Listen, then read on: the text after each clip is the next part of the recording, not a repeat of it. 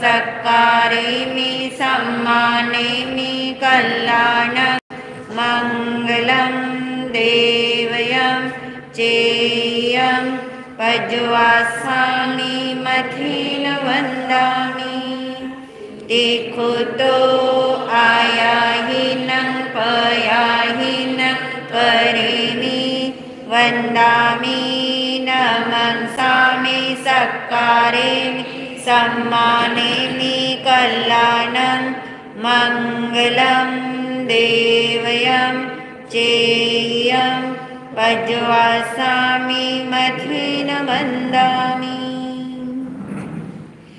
नमो अरिहन्ताणं नमो सिद्धाणं नमो आयर्याणं नमो उवजायाणं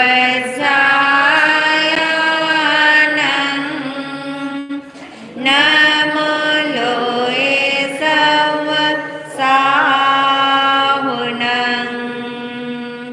एसो पञ्चनमोकारो सर्वपावपनाशनो मङ्गलानं च सर्वेसिं परमं हवै मङ्गलम् मङ्गलानं च सर्वेसिं परमं हवै मङ्गलम्।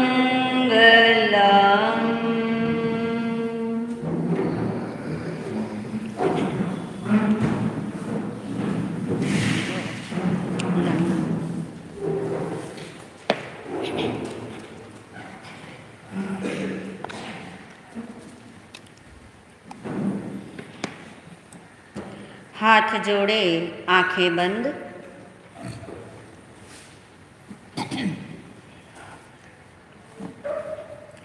भगवान महावीर निर्वाण कल्याणक महोत्सव का 10वां दिन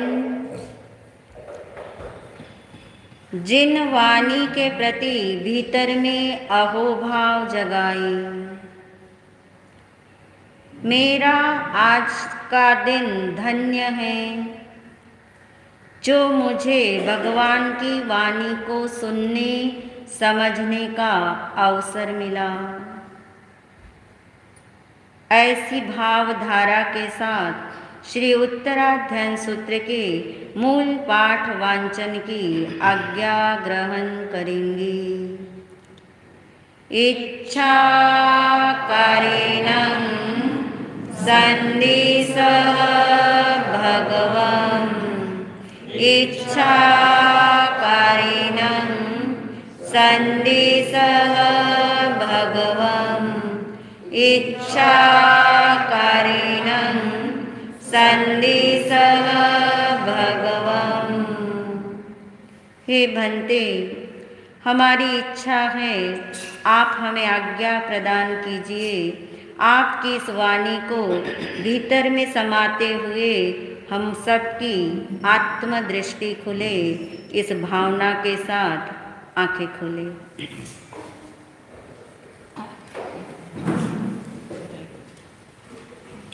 श्री उत्तराध्यान सूत्र का 10वां अध्ययन मूल पाठ वांचन करेंगे। Page number 27।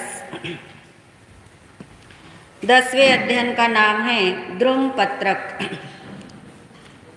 धूमपत्तये पंडुये जहा निवडैराई गणानच्चये एवं मनुयान जीवीयं समयं गोयं मापमायये कुसगे जह ओस बिंदुये थोहं चिट्टै लंबमानये एवं मनुयान जीवीयं समयं गोयं मापमायये ईतरियं मियाऊये जीवीये बहुपच्चवाये विहुनाइरयं पुरे कडं समयं गोयं मापमाये दुर्लहे खलु मानुषे भवे चिरकालेन विसव्वपाणिनं गाढाय विभागकं मुना समयं गोयं मापमायै पुढविकाय मयि गौ उक्को संजीवो संवसे कालम संकाय्यं समयं गोयं मापमायै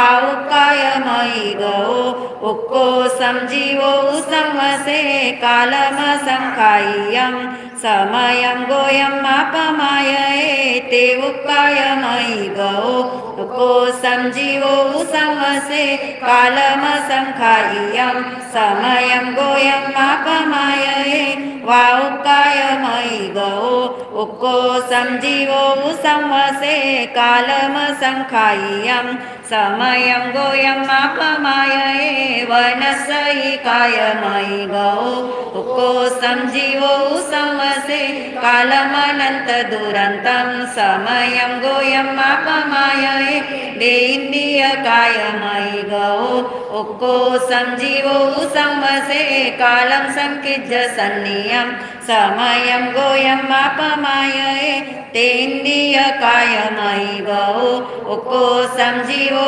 संवसे कालं संकिज्य सन्नियं समयं गोयं मापमायै चौरिन्द्रियकाय जीवो संवसे कालं संकिज्य सन्नियं समयं गोयं मापमायै पंचेन्द्रियकाय मयि गौ उक्को संजीवो संवसे सत्तट्ठ भव गहने समयं गोयं मापमायै देवेने रहिये आई गौ उक्को संजीवो संवसे एक भव गहने समयं गोयं मापमायै एवं भव संसारे संसरयिषु आसुहे कमेहि जीवोपमाय बहुलो समयं गोयं मापमायै लद्दुन विमानो सत्तनं बहवे दसूयामि लक्षुया समयं गोयं मापमायै लद्दुन विहायरियतनं आहिन पंचेन्द्रियाय दुर्लभा विगलिन्द्रिया बुद्धिसहि समयं गोयं मापमायै आहिन पंचेन्द्रियत्तं पिसेलहे उत्तम धम्म सुयु दुर्लभा कुतिथि निसेवये जने समयं गोयं मापमायै लद्दुन वि उत्तमं सुयिं सद्दहना पुनरावि दुर्लभा मिच्छत् निसेवये जने समयं गोयं मापमायै धम्मं पिबु सद्दहन्तया दुर्लभया कायेन फासया इ कामगुणे मुच्छया समयं गोयं मापमायै परिजुरयिते शरीरयं केसा पण्डुरया भवन्ति ते शेषोय बलेय हायै समयं गोयं मापमायै परिजुरयिते शरीरयं केसा पण्डुरया भवन्ति ते चक्षुबलेय हायै समयं गोयं मापमायै परिजुरयिते शरीरयं केसा पण्डुरया भवन्ति ते घानबलेय हायै समयं गोयं मापमायै परिजुरयिते शरीरयं केसा पण्डुरया भवन्ति ते जिह्वबलेय हायै समयं गोयं परिजुरयिते शरीरयं केसा पण्डुरया भवन्ति ते फासबलेय हायै समयं गोयं मापमायै परिजुरयिते शरीरयं केसा पण्डुरया भवन्ति ते शेषवबलेय हायै समयं गोयं मापमायै हरै गण्डं विसूया आयं कविविया पुसन्ति ते विहडै विध्वंसयिते शरीरयं समयं गोयं मापमायै ओच्छिन्दसिनेहमपर्णो कुमुयं सारय्यं वपाणीयं शेषवसिनेहवज्जिये समयं गोयं मापमायै चिच्चानं धनं च भार्यं पच्चैवोऽस्यानगार्यं मावन्तं पुनो वियाविये समयं गोयम् आपमायये अवउज्जीय मित्तबन्धवं वियुलं चैव धनोः सञ्चयं मातङ्गी अङ्गवेशये समयं गोयम् आपमायये नहुजिने अज्ज दिस्सयि बहुमये दिस्सयि मग्गदेशिये संपयिने आउए पहे समयं गोयम् आपमायये अवसुह्य कंठगापहं ओइन्नोसिपहं महालयं गच्छसि मग्गं विसोहिया समयं गोयम् आपमायये आबलजः भारवाहये मामग्गे विषमे अवगाह्या पच्छानुतावये समयं गोयम् आपमायये तिन्नोसि अन्नवमहं किं पुनः चिट्ठसि तिरमागो अभितुरपारं गमितये समयं गोयम् अकलेवरसेनिमोसिया सिद्धिं गोयमलोयम गच्छसि खेमं च शिवमानुत्तरं समयं गोयम् आपमायये बुद्धिपरिनिवूढे चरे गाम गए नगरेव सञ्जये सन्तिमग्गं च बुहये समयं गोयम् आपमायये बुद्धस्सनिसमभासीयं सुकहीयमठपवोयसोहीयं रागं दोषं च छिन्दिया सिद्धि गयिं गये गोयमेति बेमि।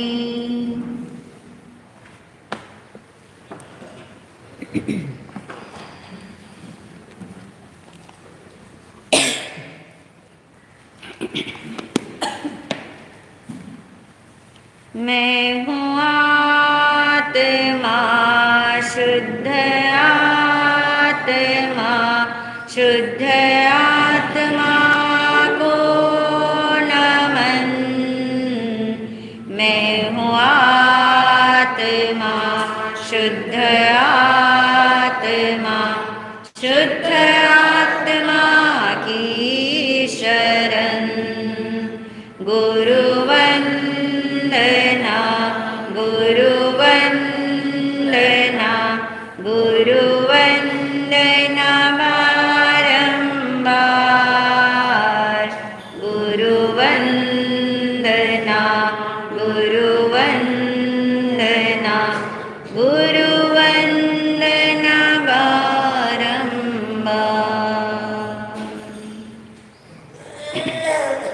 परम श्रद्धा परम उपकारी महाराज श्री के चरणों में अनंत वंदन नमन।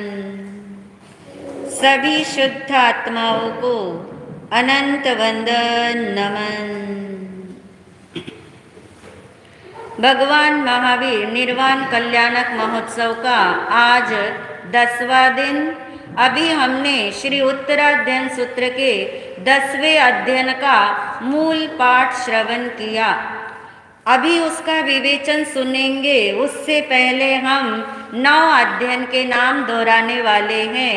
पहला अध्ययन विनय श्रुत, दूसरा परिशः प्रविभक्ति, तीसरा था चतुरंगीय, चौथा असंस्कृत जीवन, पांचवा अकामरण, छठा शुल्लक निर्ग्रंथ, सातवां था एलयम, आठवां कापिलियम, नौवा नमी प्रव्रजा। आज है 10वां अध्ययन जिसका नाम है द्रुम पत्रक। द्रुम पत्रक बोलिए। इसका मीनिंग हम समझेंगे, फिर अपने नाम अच्छे से याद रह जाएगा। द्रुम कहते हैं पेड़ को, वृक्ष को। द्रुम यानी वृक्ष, पत्रक यानी पत्ता। क्या हुआ फिर अध्ययन का नाम? पेड़ का पत्ता। आप कहेंगे ऐसा क्या नाम हुआ? ऐसे ऐसे अध्ययन इस उत्तराध्ययन सूत्र में है, इसीलिए इसका नाम ही उत्तर अध्ययन है। एक अध्ययन के बाद आने वाला दूसरा अध्ययन उससे भी बेस्ट है, उससे भी अच्छा है, ऐसा हमें महसूस कराने वाला ये उत्तराध्ययन सूत्र है। वृक्ष का पत्ता ये भगवान ने प्रतीक बनाया। ये अध्ययन भी धर्म कथानुयोग की शैली से प्रारंभ किया गया, मगर हर अध्ययन का अंत द्रव्यानुयोग में ले जाया गया। पेड़ का पत्ता कितनी बार देखते हैं, मगर कभी चिंतन घटित नहीं होता कि वो पत्ता भी क्या चीज है, और उस पेड़ के पत्ते को देख करके आना कहाँ की तरफ है। यानी भगवान ने एक साधारण सा प्रतीक लेकर के असाधारण बात बताई है। साधारण का मतलब क्या होता है? सामान्य। साधारण यानी सामान्य। सामान्य बात है, पेड़ का पत्ता कोई बड़ी बात नहीं है, सामान्य बात है। मगर सामान्य बात से विशेष यानी असाधारण बात बताई। कौन सी असाधारण बात बताई, उसे हम समझने वाले हैं कि पेड़ के पत्ते की जैसे अवस्थाएं होती हैं, एकदम से तो पेड़ नहीं बन जाता बीज से, उस पत्ते की भी अवस्थाएं हैं। वो पत्ते की अवस्था ही बीज से लेकर के वृक्ष तक की यात्रा कैसे संपन्न कराती है, वो जानने के बाद आना कहाँ पर है? अपनी तरफ। तो भगवान ने पेड़ के पत्ते का प्रतीक लेकर के आत्म प्रतीति तक की बातें इसके अंदर बता दी हैं कि जीवन भी पेड़ के पत्ते की तरह है। जीवन की अवस्थाएं पेड़ के पत्ते की तरह हैं। जीवन एक वृक्ष है तो ये पेड़ के पत्ते की तरह इसकी भी अवस्थाएं हैं। तो पेड़ का पत्ता देखा, फिर जीवन की तरफ आए, फिर जीवन में भी नहीं अटकना, फिर कहाँ आने वाले हैं? जीव की तरफ, अपनी तरफ। यानी भगवान का हर संदेश अपनी तरफ लाने वाला। तू तेरी ओर जा, तू अपने को जान, तू अपने को पहचान, यही उसका सार है। और इस अध्ययन का केंद्रीय विषय बताया गया, मुख्य विषय बताया गया कि ये जीवन जो है वो क्षणिक है, अनित्य है, पेड़ के पत्ते की तरह क्षणिक है। तो करना क्या है? दोनों बातें इसमें एक साथ। करना क्या है? जीवन यदि अनित्य है तो जीवन में नित्य की खोज कैसे की जा सकती है? जीवन सारा क्या है? अनित्य है। जीवन सारा अनित्य है, मगर जिसका ये जीवन है वो तो क्या है? जीव नित्य है। जीवन क्षणभंगुर है, जीव अमर है। जीवन क्षणिक है, जीव शाश्वत है। ऐसा ये संदेश भगवान ने कहा। एक पल यानी एक समय के लिए भी इसे नहीं भूलना। किसे नहीं भूलना? पेड़ के पत्ते को नहीं। किसको नहीं भूलना? जीव को नहीं भूलना। जीवन के रहते हुए इस जीव को एक समय मात्र भी नहीं भूलना, ये संदेश इसमें दिया। यानी दो बातें बताई गई। एक बात तो प्रतीकात्मक है, साधारण उदाहरण देकर के प्रतीक बता करके असाधारण की तरफ आने की बात कही। और दूसरी बात, करना क्या है? जब जीवन अनित्य है, क्षणभंगुर है, तो जो जीवन में नित्य ऐसा है, अमर तत्व ऐसा है, उसको एक समय के लिए भी क्या मत करो? भूलो मत। ऐसी बात भगवान ने इस अध्ययन में कितनी बार दोहराई है? 36 बार। एक बात को दूसरी बार भी कोई दोहरा दे, घर में आप देखो कोई बड़े लोग आपको एक बात दोबारा दोहरा देते, तिबारा बोल देते हैं, अंदर में हमें क्या लगता है? अरे क्या टक टक करते हो, बार बार उसी बात को क्यों बोलते? एक बार बोल दिया हमें समझ आ गया, एक बार हमने सुन लिया हमें पता लग गया। मगर बड़े लोग उस बात को जोर देने के लिए क्या करते हैं? बारंबार बोलते हैं, मगर हमें अच्छा लगता नहीं है। यदि कोई गुरु भी एक ही प्रवचन को आज जो सुनाया वही कल सुनाए, वही परसों सुनाए, वही 5 महीने सुनाए, क्या लगेगा? बोरिंग लगेगी ना। यानी ये दोहराना किसे पसंद नहीं आता? मन को पसंद नहीं। मन को क्या चाहिए? हरदम नया नया चाहिए, नहीं तो मन को बोरिंग लगती है, मन को टक टक सी लगती है। मगर भगवान ने स्वयं इस बात को एक ही अध्ययन में और एक को ही संबोधन देते हुए, किसको संबोधित किया है? किसी अज्ञानी को नहीं किया, किसी चलते फिरते आत्माओं को नहीं किया, किसी ऐसी तिर्यंच पंचेंद्रिय आत्मा को या देव की आत्मा को नहीं किया, किसको किया? मनुष्य में भी किसे किया, अपने शिष्य में भी किसे किया? जो प्रमुख शिष्य हैं, गणधर है, उनके नाम से हैं। सुना ना अपने अध्ययन में क्या शब्द थे? समयम गोयम माँ पमाये। हर गाथा के एंड में क्या आ रहा था? समयम गोयम माँ पमाये, यानी संबोधन एक को है मगर उद्बोधन किसके लिए है? सबके लिए है। संबोधन चाहे गौतम स्वामी का लिया गया, नाम गौतम स्वामी का दिखाई दे रहा है, मगर शिक्षा सूत्र किसके लिए है? सबके लिए है कि ये जीवन को जानो, ये जीवन वृक्ष के पत्ते की तरह अनित्य है, और ये जानो कि इस जीवन के रहते हुए एक समय का भी प्रमाद न किया जाए। समय यानी सेकंड नहीं है, समय यानी क्या है? समय यानी काल का अविभाज्य अंग बताया। अविभाज्य यानी जिसका कोई भी क्या नहीं हो सकता, विभाजन नहीं हो सकता, ऐसा काल का अंश। ऐसा काल का अंश जिसका विभाजन हो नहीं सकता, ऐसा कितना छोटा होगा?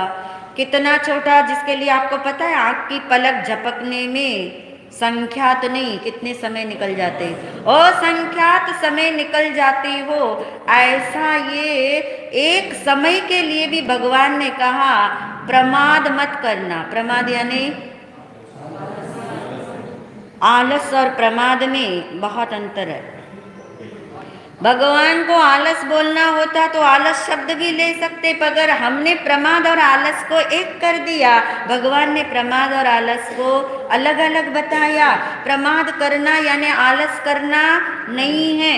अभी जो लोग प्रवचन में नहीं आए और जो लोग घर का भी कोई काम नहीं कर रहे, जो लोग बाहर घूमने भी नहीं गए मगर अपने घर में ही या तो सो रहे हैं या फिर कुछ काम नहीं कर रहे हैं, वो सब लोग कैसे हैं? वो प्रमादी नहीं है, वो आलसी है। वो आलसी है। आलसी का मतलब जो कुछ भी काम करने का जिसका मन नहीं करता। ये नहीं कि स्थानक में आने का मन नहीं करता, ऐसा नहीं। फिर वो मार्केट में भी नहीं जाता, फिर वो पिक्चर भी देखने भी नहीं जाता, फिर वो सैर करने भी नहीं जाता, कहीं नहीं जाता। उसका नाम क्या है? आलसी। उसे कहते हैं आलसी। प्रमादी कौन है? प्रमाद का मतलब जिसको पता है भगवान की वाणी यानी भगवान महावीर निर्वाण कल्याणक महोत्सव चल रहा है, जिसे पता है कि मैं जा सकता हूँ, जिसके पास समय है, जिसके पास जाने की सूचना भी है, उसे पता है ये अवसर मेरे जीवन में आया, मगर वो सैर करने चले गए, घूमने चले गए, एक्सरसाइज कर रहे इस समय अपने घर के अंदर, और कुछ कार्य कर रहे अपने घर के अंदर। सोए हुए नहीं है, सोए हुए नहीं है। संसार के कामों में लगना और धर्म के कार्य को टालना, उसका नाम क्या है? प्रमाद। कुछ भी कार्य नहीं करना, न संसार का करना न धर्म का करना, वो कौन है? आलसी। आलसी व्यक्ति तो फिर जाग जाएगा, मगर प्रमादी व्यक्ति को जगाना बहुत मुश्किल है। जो ये कहेगा नहीं हमारी तो पहले से टिकट थी, पहले से हमारा ये प्रोग्राम था, पहले से हमने ये कर रखा था, वे आलसी नहीं है। उन्हें रस है संसार के कामों में, मगर धर्म के काम में रस नहीं होना, रुचि नहीं होना, निरंतरता नहीं होना, कभी आना कभी नहीं आना, उसका नाम रुचि नहीं है। उसका नाम तो आपकी सुविधा है कि जिस दिन आज घर में टाइम है आज चले जाते हैं, आज बहुत काम है आज नहीं जाएंगे, आज मेहमान आए हैं आज कहीं जाना है और कहीं जाना है नहीं जाएंगे, उसका नाम क्या है? प्रमाद है। यानी भगवान ने कहा आलसी लोग तो फिर भी जाग जाते हैं, प्रेरणा से सुधर जाते हैं, मगर प्रमादी को तो प्रेरणा भी, अब मैं नहीं बोलूंगी, यानी ये इसका नाम प्रमाद है। जहाँ धर्म को प्रायोरिटी नहीं मिलती, धर्म क्रियाओं को प्रायोरिटी नहीं मिलती, जहाँ आत्महित के लिए हम तैयार नहीं रहते, उसका नाम क्या है? उसका नाम प्रमाद है। इसलिए भगवान को एक बार नहीं, दो बार नहीं, एक ही अध्ययन में 36 बार दोहराया गया हो। कितना जोर डाला इस चीज पे। दोहराने का मतलब बोरिंग नहीं है, दोहराना स्वाध्याय है। है ना स्वाध्याय। अब तो आपको इस स्वाध्याय का नाम भी पता है, कौन सा स्वाध्याय है? परावर्तना। परावर्तना नहीं करेंगे तो दूसरी परावर्तना करना शुरू करेंगे, यही परावर्तना करते रहेंगे तो दूसरे विकल्प आपके ऊपर हावी नहीं होंगे। तो भगवान ने वो बात करी कि पेड़ का पत्ता, वहां से शुरू किया। पहले उसे हम समझ लेते हैं, ये पेड़ के पत्ते से भगवान का क्या अभिप्राय है, क्या जीवन की अवस्थाएं अलग अलग बताना चाहते हैं। अवस्था अलग है या अवस्थावान अलग है? अवस्था बदलती है कि अवस्थावान बदलता है? कौन नित्य है कौन अनित्य है? ये गहरी बात समझाने के लिए भगवान ने पेड़ का पत्ता, अपने पेड़ का पत्ता कैसा देखा है? हरा देखा होगा, पीला भी देखा होगा, सूखा भी देखा होगा। 3 अवस्थाएं तो आपने देखी। यहाँ भगवान ने 5 अवस्था बताई है।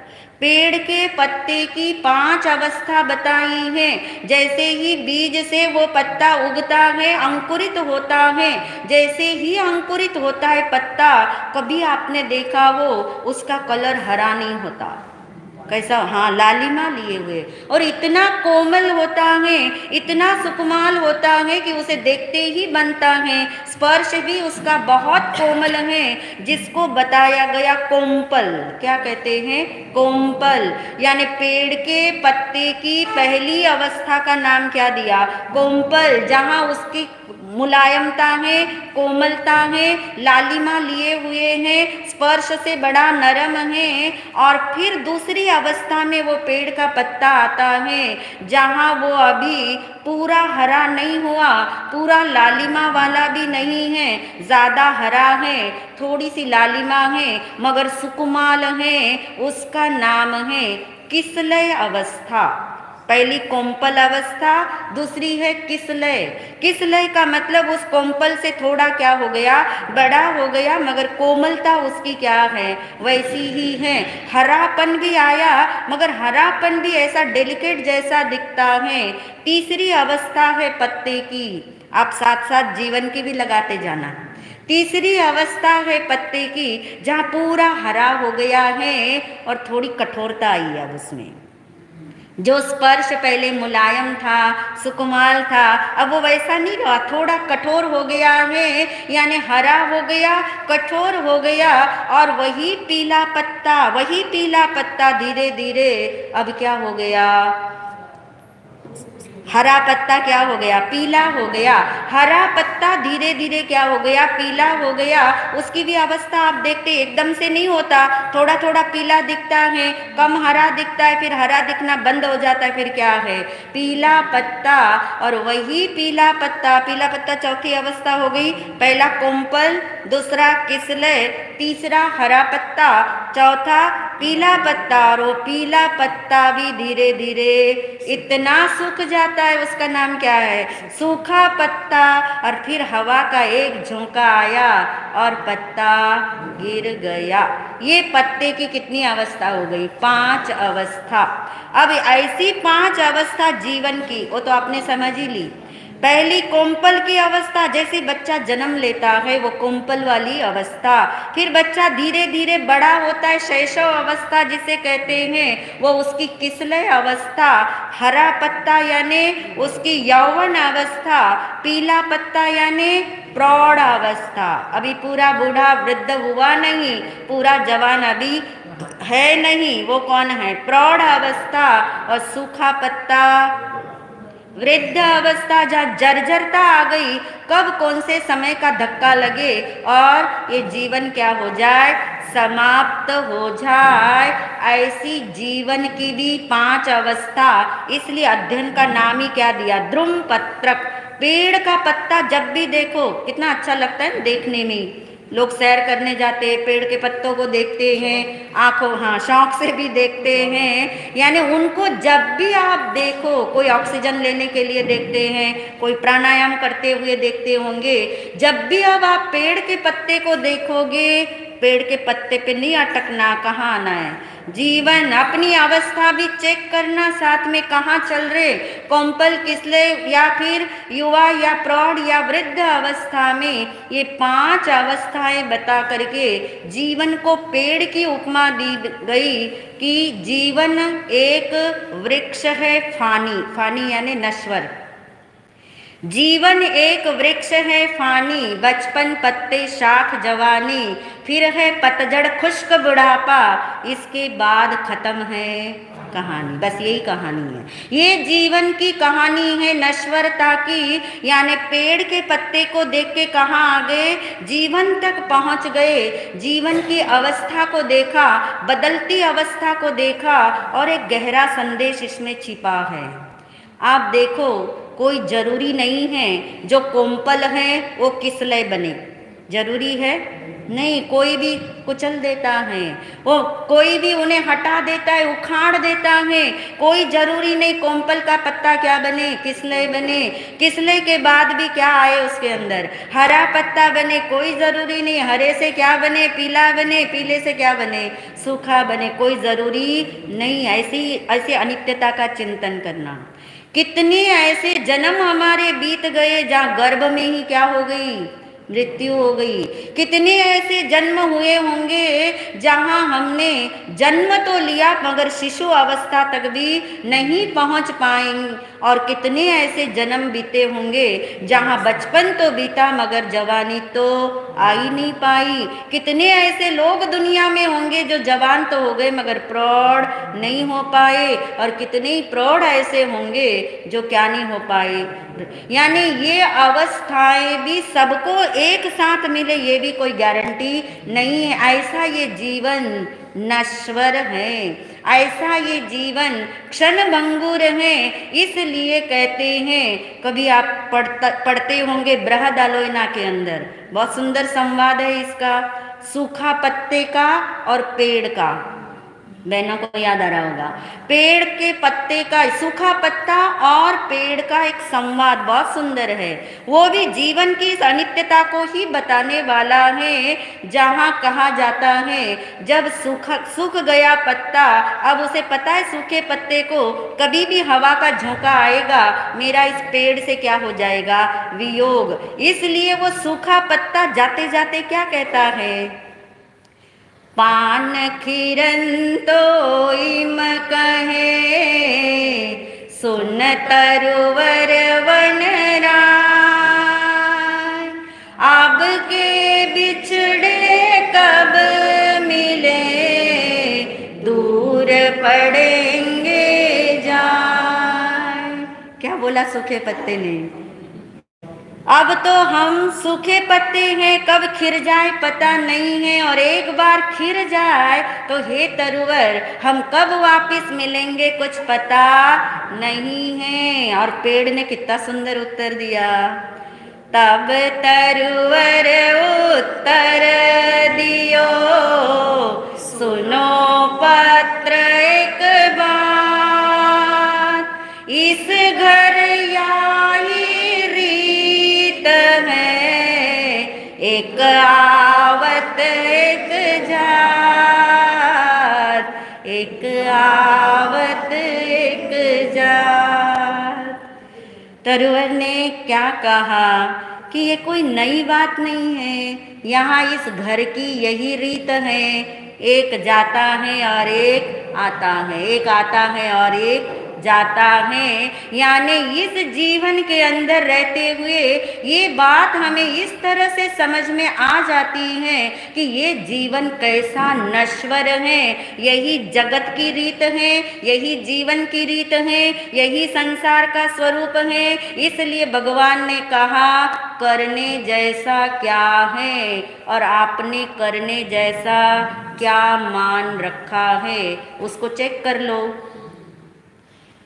करणीय कार्य क्या है, करने जैसा तो भगवान ने एक ही काम बताया, क्या है, काम एक आत्मार्थनु, एक ही आत्महित का काम करने जैसा है। जो आज तक हमने नहीं किया वही कार्य करने जैसा है। और वो एक ही कार्य भगवान ने बताया कि आज तक हमने जीवन अनंत बार बिताए, मगर एक भी जीवन में किसको नहीं जाना, किसको नहीं पहचाना, किसके कल्याण की बात नहीं सोची, जीव की तरफ नहीं आ पाए। और इसके लिए रिमाइंडर दिया गया, 36 बार वो रिमाइंडर दोहराया गया। क्या रिमाइंडर है? एक समय मात्र का भी प्रमाद मत करो। क्या जानने के लिए? अवस्था तो बदलेगी, अवस्थाएं बदलेगी, उसे आप रोक नहीं सकते। पत्ते की अवस्था भी बदलती है तो जीवन की अवस्थाएं भी क्या हो रही, बदल रही है। आप अवस्था को नहीं रोक सकते, मगर आप ये देख सकते हो, जान सकते हो कि अवस्था के बदलते हुए भी कोई तो ऐसा है जो नहीं बदलता। वो कौन है? वो मैं हूँ। यानी एक अवस्था है और एक अवस्थावान है। अवस्थावान समझ आ रहा है?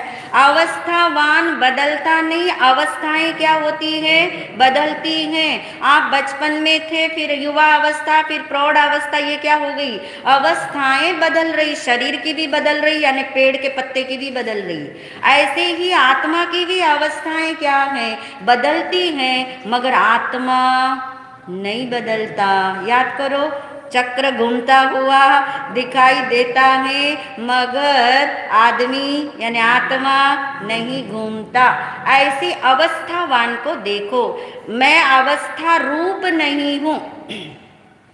जो अनित्य है वो मैं, जो नित्य है यानी शाश्वत है, जो सदा रहने वाला है वो कौन है, मैं हूँ। उसे जानने के लिए भगवान कहते एक समय का भी क्या मत करो।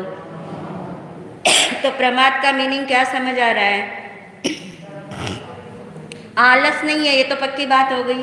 प्रमाद यानी करने जैसे कार्य को नहीं करना और नहीं करने जैसे कार्य को करते जाना। करणीय कार्य को नहीं करना और अकरणीय को क्या करना, करते जाना। अब करणीय कार्य समझ आ गया आपको तो क्या है? करने जैसा एक ही कार्य है। यानी प्रमाद का गहरा मीनिंग बहुत सुंदर बताया। ये तो ऊपरी मीनिंग था, गहरा मीनिंग बताया प्रमाद का। अपने को भूल जाना, इसका नाम क्या है? आत्मविस्मृति शब्द दिया गया। आत्मा को भूल जाना। किसकी आत्मा को? आर्यन भगवान की आत्मा को भूलना। अपनी आत्मा यानी कौन सी आत्मा? शुद्ध आत्मा। मैं शुद्ध आत्मा हूँ, इस बात को भूल जाना, इसका नाम क्या है? अब आप कहेंगे ये कैसे याद रखे हम, इतने सारे तो काम हैं, वो ही याद नहीं रहते। वो ही याद नहीं रहते। आप एक और काम बता रहे, कौन सा वाला? देखिए, जो कार्य आपके लिए मूल्यवान हो वो आपको कभी नहीं भूलता। जिसको आपने उपादेय मान रखा हो वो आपको कभी भी कार्य नहीं भूलता। जिसकी आपके जीवन में इम्पोर्टेंस हो उसकी प्रायोरिटी बनी रहती है कि नहीं? उसे आप, उसकी मुख्यता रहती है या नहीं? रहती है। यानी सारे कार्य करते हुए भी आप अपना नाम भूलते हो, आप अपने घर वालों को भूलते हो, आप अपने बच्चों को, माता पिता को भूलते हो, नवकार मंत्र को भूलते हो। नहीं भूल रहे ना, और याद भी नहीं कर रहे। याद कर रहे उस समय, नवकार मंत्र पढ़ रहे थे उस समय, माता पिता का नाम ले रहे थे उस समय, नहीं, मगर आपको क्या रहता है? याद रहता है ना, क्योंकि आपका पक्का संस्कार उसके साथ क्या है? जुड़ा हुआ है। यानी जिसकी उपादेयता होती है, उपादेय शब्द समझ पा रहे? जिसकी उपयोगिता है, जिसकी मूल्यवत्ता है, जिसकी उपादेयता है, जो आपके जीवन में सबसे महान है, सबसे प्यारा है, सबसे सुंदर है, उसको आप कभी भी जीवन में भूलते नहीं हो। जैसे उदाहरण दिया गया कि एक व्यक्ति पैदल यात्री है, चल रहा है और उसके पास जोखिम है। हीरा ही ले लो, हम तो हीरे ही निकालते हैं ना प्रवचन में, हीरा ले लो, डायमंड है उसके पास, पैदल यात्रा कर रहा है और वो ये जान रहा है कि मेरे साथ एक ठग भी चल रहा है और उसकी नज़र कहाँ है? मेरे डायमंड पे ही है। मगर उसे अपना डायमंड खोना नहीं है, भले ठग साथ में चल रहा है, जंगल का मामला है, यात्रा ऐसी विकट है, लंबी है। अब वो व्यक्ति ठग के साथ बातचीत करता है या नहीं? खाना पीना खाएगा कि नहीं खाएगा? सारे काम करेगा ना, वो सारे काम करेगा, फिर भी याद किसको रखेगा? सारे कार्य करते हुए उसके दिमाग में, उसके भावों में, उसके विचारों में, उसके याद में कौन रहता है? डायमंड। अगर वो एक पल के लिए भी भूल जाए, एक समय के लिए भी वो अपने डायमंड को भूल जाएगा तो बातचीत में रस लेगा, और बातचीत में रस आ जाएगा, ठग के साथ ही बात करते हुए रस आ जाएगा, तो वो ठग अवसर साध के उसका हीरा ले लेगा, ये उसे पता है।